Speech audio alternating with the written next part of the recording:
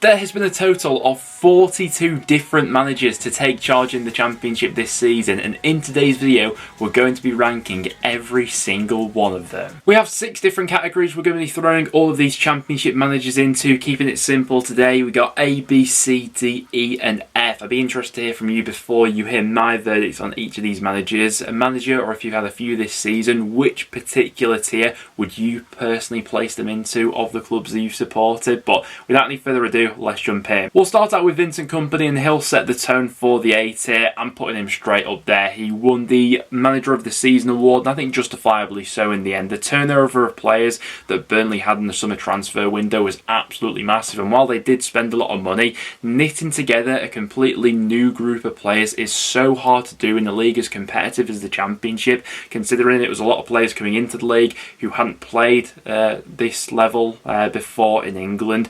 Kompany's done a fine job. The swagger they've played with all year on top of that, developing a real brand of football. They've won the league at a canter, and there's not much more that Kompany could have done, finishing on 101 points in the end. So A tier, no questions about it for Kompany. Opposite end of the spectrum, Steve Bruce going straight into the F tier. We're basing this off this season in isolation, obviously, and Steve Bruce's short tenure at the start of the season with West Brom was nothing short of a disaster. To be honest, I was surprised they even gave him the start of the season, given how things had gone for Bruce at the back end of last season with the Baggies. A little bit confusing for me. Had it not been for that bad start, I think there's every chance they would have made it into the playoffs in the end. Wasn't to be in the end, of course. Tony Mowbray in at Sunderland. I'm going to have to chuck him into the A tier. The work he's done there in developing the foundations that were set with Alex Neil, but not just that, all of the circumstances that have gone against Mowbray throughout the season, the fact that it's one of the youngest groups that he's working with in the Championship, the fact that he's been out,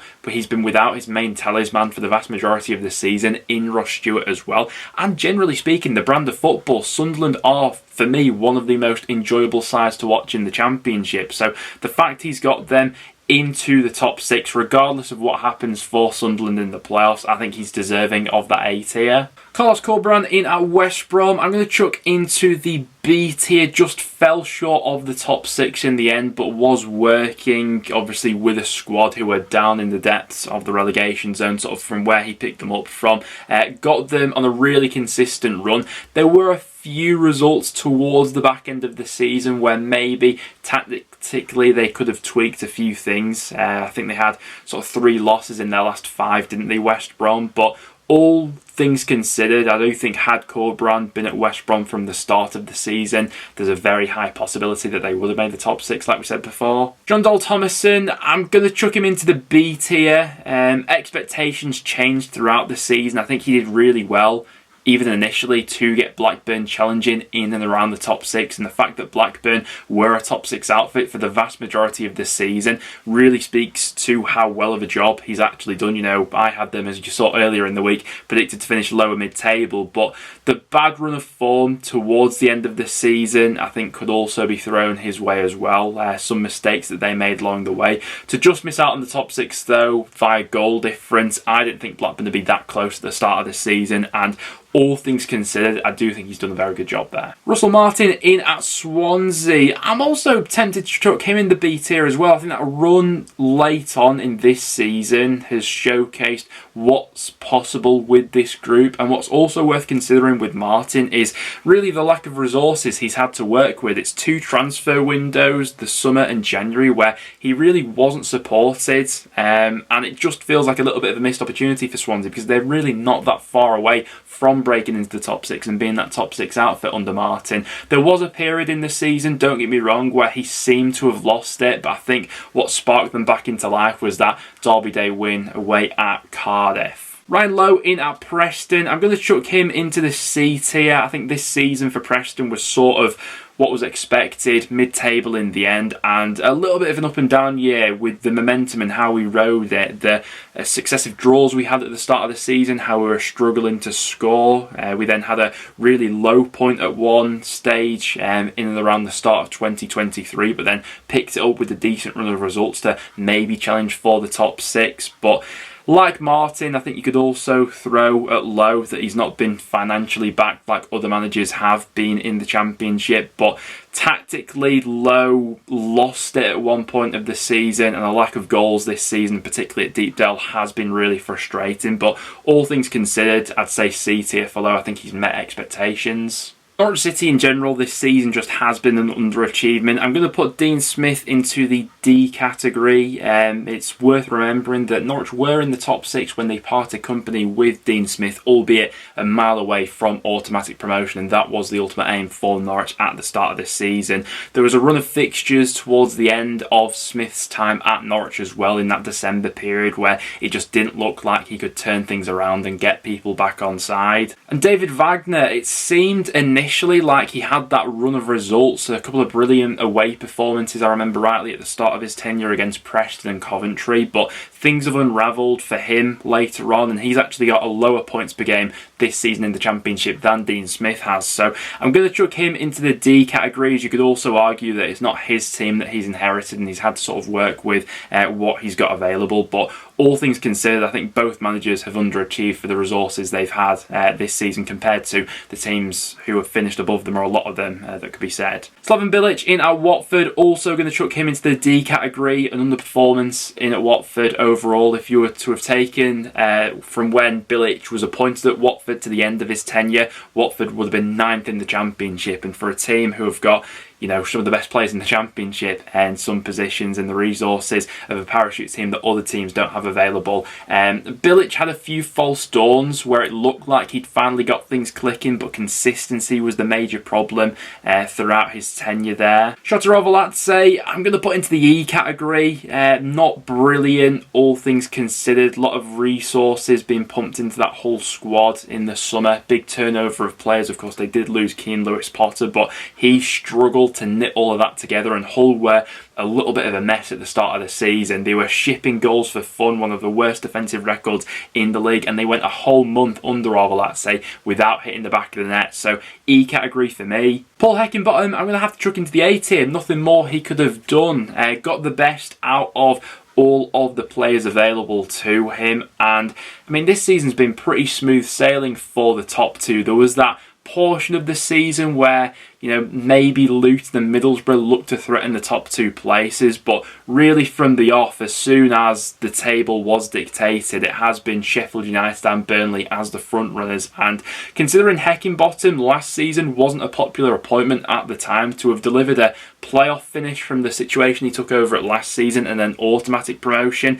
yeah, it's testament to the job he's done there. Liam Rosenior in at Hull City, I'm going to chuck him into the B category. Been really impressed with him actually, considering the situation, like we said before, he took over from Arveladze, a team that was conceding goals at will, to the point now where we consider them as one of the best defensive units in the Championship. How they've gone ahead and added to that. Tactically, they look a lot more astute right now with a clear game plan going into each week, and Hull are always one of those sides, no matter who they come up against, I'm always anticipating the opposition to have a really tough game, and that's a testament to Rosenior and the work he's done behind the scenes. Nigel Pearson in at Bristol City, I'm going to chuck him into the C category. I think a lot of parallels between him at Bristol City and Ryan Lowe in at Preston. Not got a wealth of resources to work with, but steady throughout the season, and I think overall have hit targets with a steady amount of improvement in at Ashton Gate. Certainly an improvement on last season's finish in terms of a league place in. Michael O'Neill in at Stoke, I'm going to put into the D category. I think things had just naturally run its course with that one. I think a few people were a little bit surprised that he didn't step away at the end of last season to have someone fresh coming into that, but didn't really stick around for that long on the complete scene of this season. So D category for me. John Eustace in at Birmingham. All things considered, I'm going to chuck him into the B category. A lot of people, myself included, did have Birmingham being relegated at the start of the season, and while this year has been, you know, by no means spectacular from a Birmingham point of view, the fact that they've been pretty steady throughout the entire year, I think is a testament to Eustace, how they've not really ever been seriously considered as relegation candidates after the first few months of the season. Michael Beale in at QPR. Now this one's going to be a little bit of a prickly one, but I'm going to chuck him into the B tier. Let's not forget, when he left QPR, they were 7th in the Championship, and had it not been for the points he picked up throughout his tenure there, QPR would be playing in League One next season. Had Beale stuck around for the entire season and QPR had have averaged the points per game that he was currently picking up while he was in charge, they would have finished the season with 67 points. Things definitely started to show that they were unravelling towards the end of Beale, as he obviously had his head turned, but all things considered, from a managerial point of view and ignoring everything else and how he left the club and things like that, I think a good manager. The same cannot be said for Neil Critchley, and he's going to have to go into the bottom category because how quickly things actually unravelled under Critchley. He had that debut win against Preston, and from that point onwards it was a ridiculously bad run of form, and something that caught a lot of people by surprise actually. You know, Critchley's stock when he left Blackpool to take the number 2 job at Aston Villa was really high with how well he'd done with that side last season, but Critchley in at QPR was not a fit whatsoever, and yeah, just a disastrous spell all things around. Now Ainsworth is a tricky one to judge. I'm going to throw him into the C category, but you could look at Ainsworth in one of two ways. When he came into QPR, his primary objective was to keep them in the Championship, and he's gone ahead and achieved that.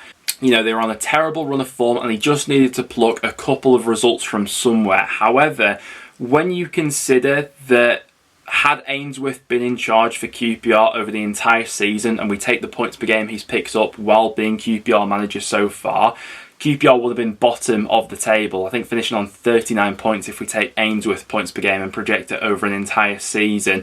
Also factored in that dismal away performance where they shipped 6 goals against Blackpool, and the football's not been brilliant, but he did get them over the line. So I'm going to chuck Ainsworth into the C category because of circumstances, but still got a little bit of a question mark over that one if I'm honest. Steve Morison in at Cardiff next up. Still feel like his sacking was somewhat harsh. They weren't brilliant at the start of the season, but it was a totally new group of players that he had to mould together, and it felt like a few behind the scenes issues maybe played into why he was fired in the end.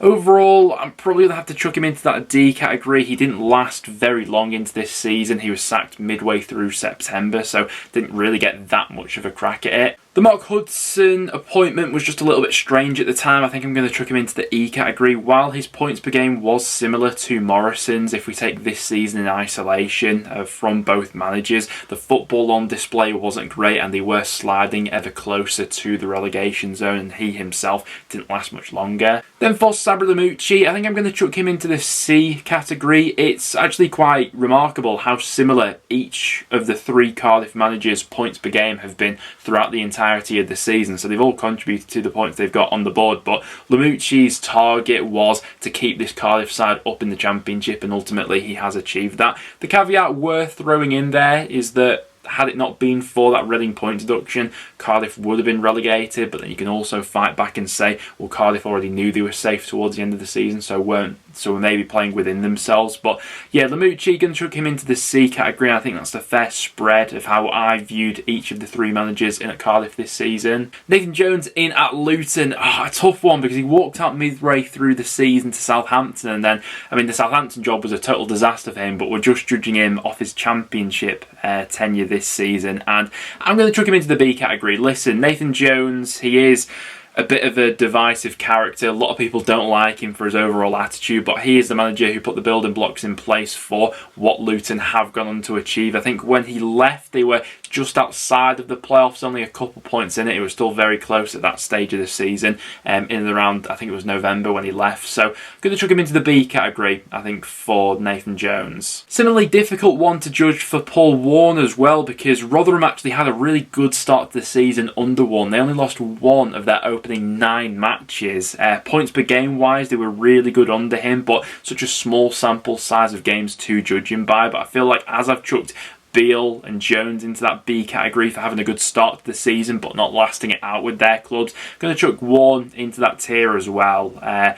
Points per game wise, he actually has a better points per game than Matt Taylor does at Rotherham, based solely off this season. And I think I'm also going to chuck Matty Taylor into that B category as well. Survival was the primary objective for Rotherham this season, and had either manager been there all season and achieved that, I probably would have chucked them into the A category, but as they've both contributed in their own ways towards that, I'm going to chuck them both in the B tier. I think since Taylor's been in there, Rotherham have averaged 1 point per game throughout the entire season, so had they averaged that over the entire year, they would have just about survived. Danny Schofield in at Huddersfield, I'm going to chuck him into the bottom category. He won just 1 of his 9 matches in charge. That Huddersfield squad at the start of the season tactically looked way off the pace, but more concerning than that, just genuine fitness levels just didn't look like they were there with that Huddersfield squad. They were so sluggish in the first few months of the season, and he just didn't look like he was up to the job. To go from, you know, the highs of last season under Corberan to Schofield, who came in as a rookie manager,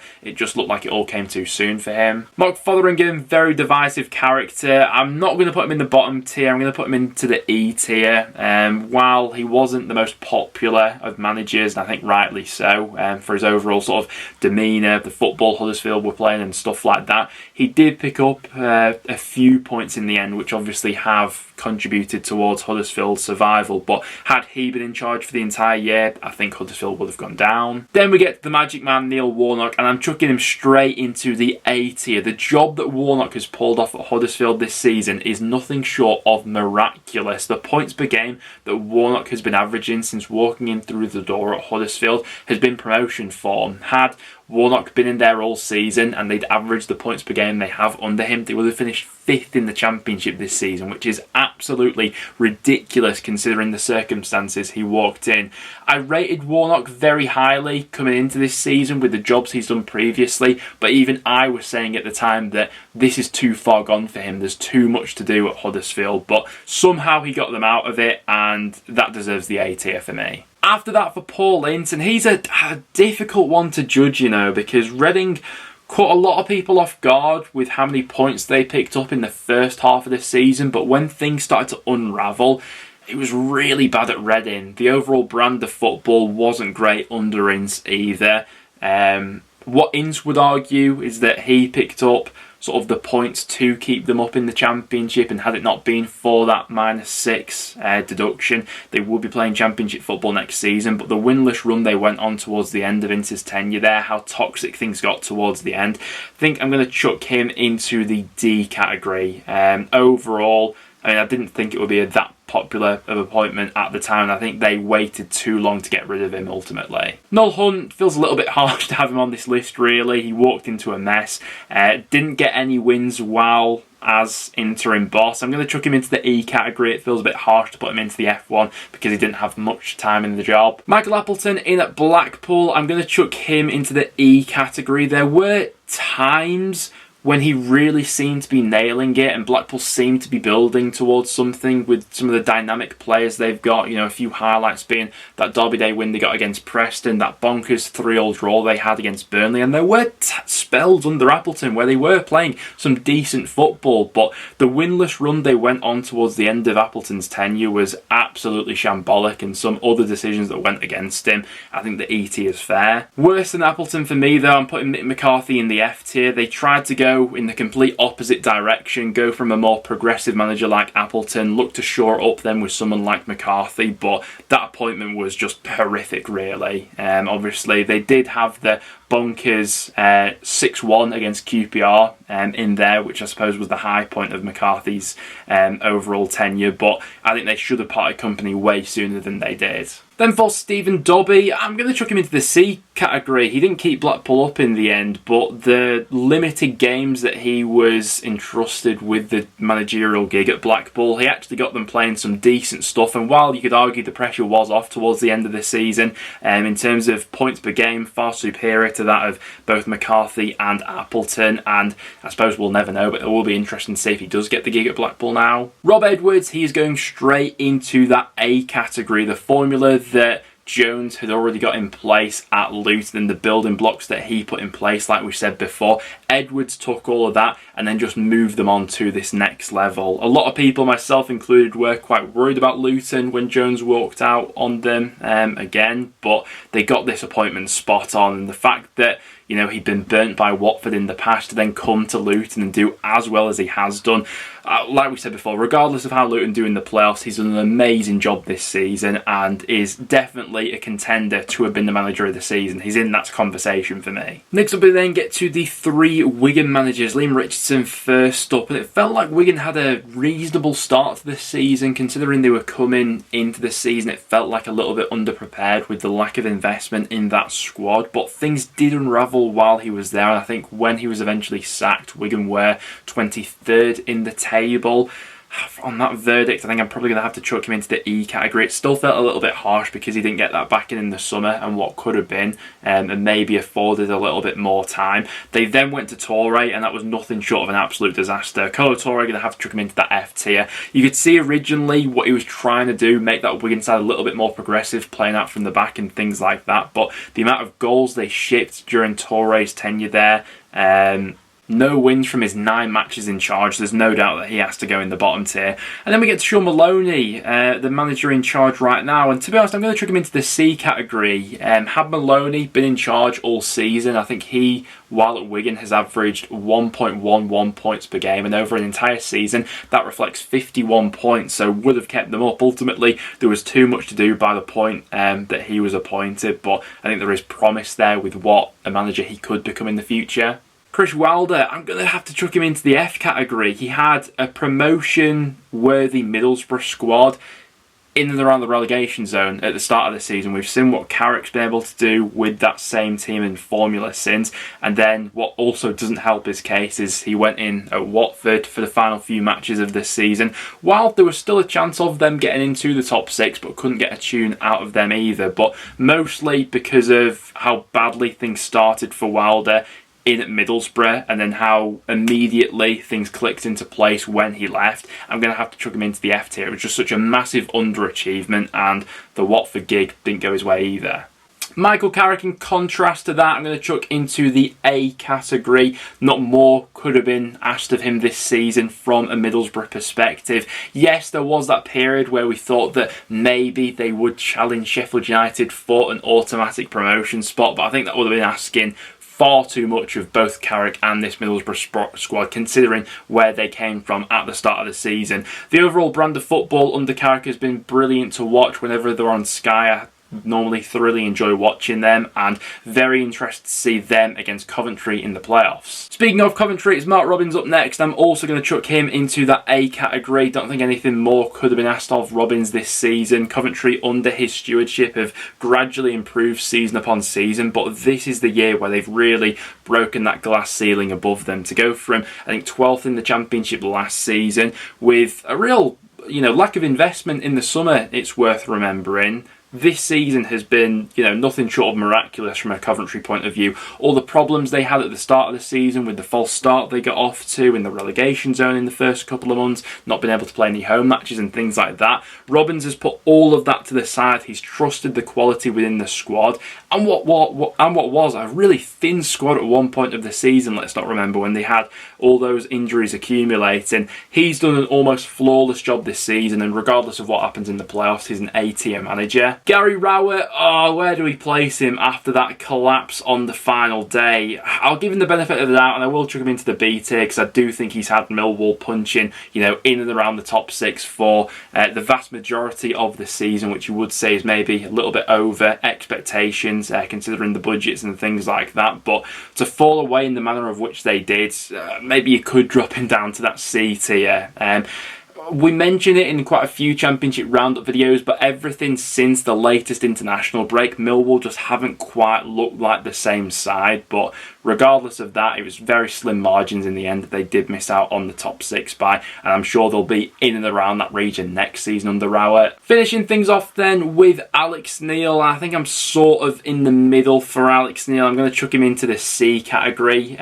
Still baffles me to this day that he walked out on the Sunderland project and how much promise that actually had to go into a Stoke side where it needs massive surgery to fix all the problems in that team at the moment. There was one portion of the season where it seemed like Neil had really cracked the formula. The loanees that they'd signed in January were shooting them up the league, but the ending to this season has been quite miserable, to be honest. I think shows how much work is actually needed there in the summer. But guys, there we have it. Those are my thoughts on every Championship manager this season. So this tier list is based solely on their performance this season, so not taking into consideration any past achievements or anything like that. Would there be any managers in this tier list that you personally would move up or down? Let me know down below. But apart from that, thank you very much for tuning in, guys, and I'll see you all in the next one.